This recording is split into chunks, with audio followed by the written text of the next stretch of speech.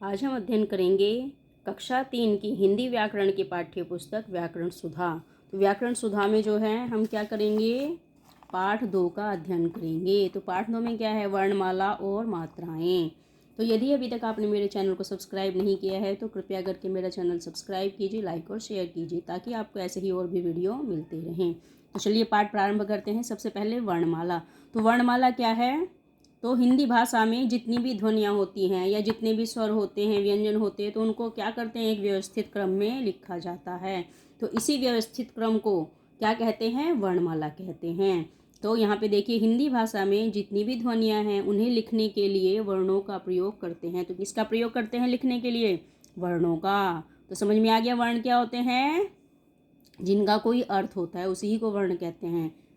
यही वर्णों की लड़ी, वर्णों की माला अर्थात वर्णमाला कहलाती है। तो जब वर्ण इकट्ठे हो जाते हैं और सही क्रम से लिखे जाते हैं तो उसको हम क्या कहते हैं, वर्णमाला। तो समझ में आ गया, वर्णमाला क्या होती है, वर्णों की लड़ी वर्णमाला कहलाती है।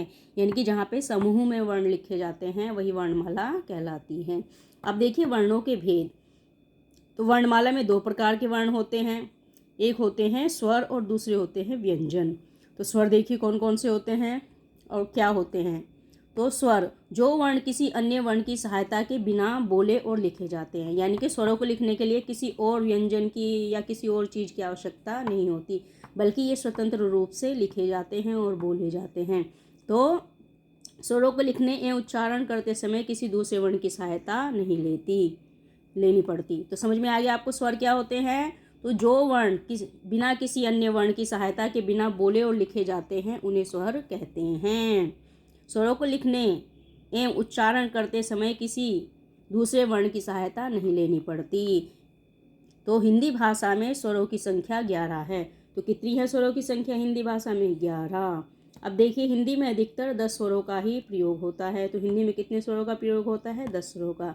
ऋ को ऐसा स्वर है जो केवल संस्कृत शब्दों में ही प्रयोग किया जाता है। यानी कि जब हम संस्कृत का अध्ययन करते हैं तब ऋ का प्रयोग करते हैं, नहीं तो हम कितने स्वरों का प्रयोग करते हैं हिंदी भाषा में, 11 स्वरों का। और ये 11 स्वर कौन कौन से हैं, यहाँ पे देखिए, अ से अनार, बड़े आ से आम, छोटी से इमली, बड़ी से ई, छोटे ऊ से उल्लू, बड़े ऊ से ऊँ, रीढ़ी से रीसी, ए से एड़ी, ऐ से ऐनक, ओ से ओखली और औ से औरत। तो समझ में आ गया, ये क्या हो गए हैं, ये हो गए हैं हमारे स्वर। और स्वर क्या होते हैं, जो बिना किसी अन्य वर्ण की सहायता के बोले और लिखे जाते हैं, और इनकी संख्या होती है हिंदी भाषा में 11।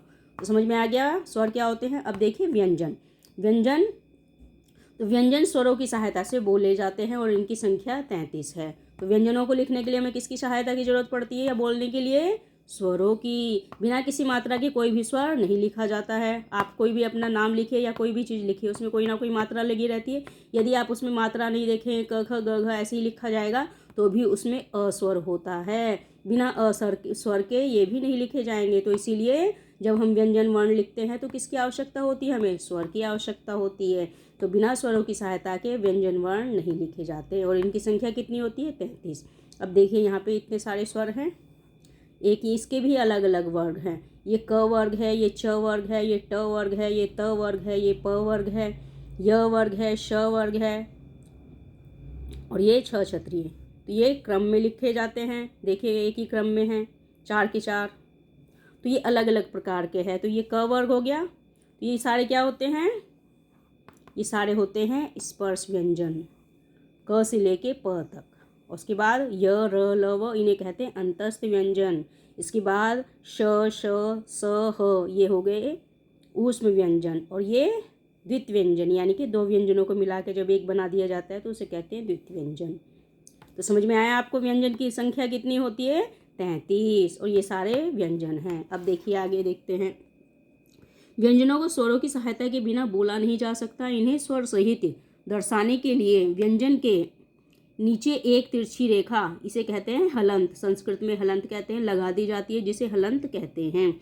जिन व्यंजन के नीचे तिरछी रेखा हलंत नहीं है तो समझ लेना चाहिए इसमें कोई स्वर जुड़ा है। यहाँ पे देखिए क हलंत लगा हुआ है प्लस अ क, यानी कि हलंत नहीं है तो इसमें स्वर है, और हलंत है तो स्वर रहित है। तो समझ में आ गया बच्चों आपको। अब देखिए व्यंजनों के साथ स्वरों के जो चिन्ह होते हैं उन्हें मात्रा कहते हैं। तो समझ में आ गया। यहाँ पे हम क्या पढ़ रहे हैं, वर्णमाला और मात्राएं। अब देखो मात्रा क्या होती है, व्यंजनों के साथ स्वरों के जो चिन्ह होते हैं उसी को हम क्या कहते हैं, मात्रा कहते हैं। तो जितने भी स्वर होते हैं वो क्या कहलाते हैं, मात्रा कहलाते हैं। अब देखिए छ, क्षत्रिय, त्र, त्रिशूल, ज्ञ, ज्ञानी, स्र, श्रमिक, ये क्या कहलाते हैं, संयुक्त व्यंजन। संयुक्त का अर्थ होता है जब दो व्यंजनों को एक साथ जोड़ दिया जाता है। देखिए कैसे जुड़े हुए हैं, क के साथ मतलब क के साथ षटकोण जुड़ा है तो क्या बन गया, छ क्षत्रिय। त के साथ र जुड़ा हुआ है तो क्या बन गया, त्र त्रिशूल। ज्ञ के साथ अंग खाली तो ज्ञ ज्ञानी। श के साथ र तो सश्रमिक, श्रम। तो समझ में आ गया, ये कहलाते हैं संयुक्त व्यंजन। अभी मैंने पीछे यहाँ पे समझाया था ना आपको।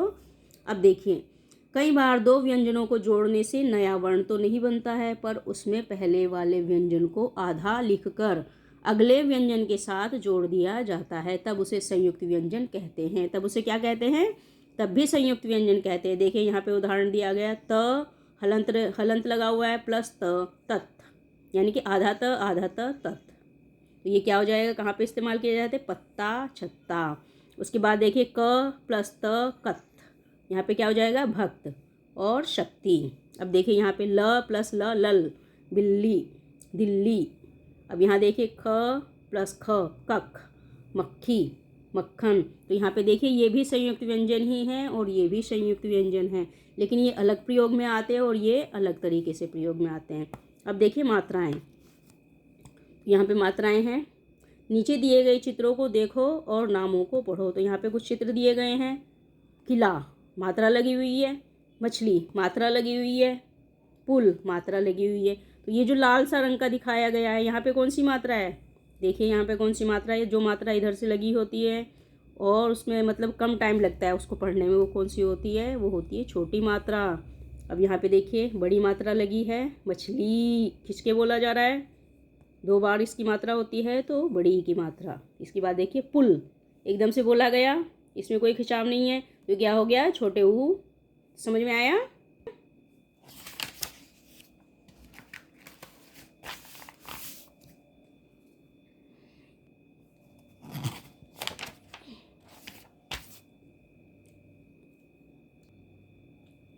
तो यदि आपको ये पाठ पसंद आया है तो मेरे चैनल को सब्सक्राइब कीजिए, लाइक और शेयर कीजिए ताकि और भी वीडियो आपको मिलते रहें।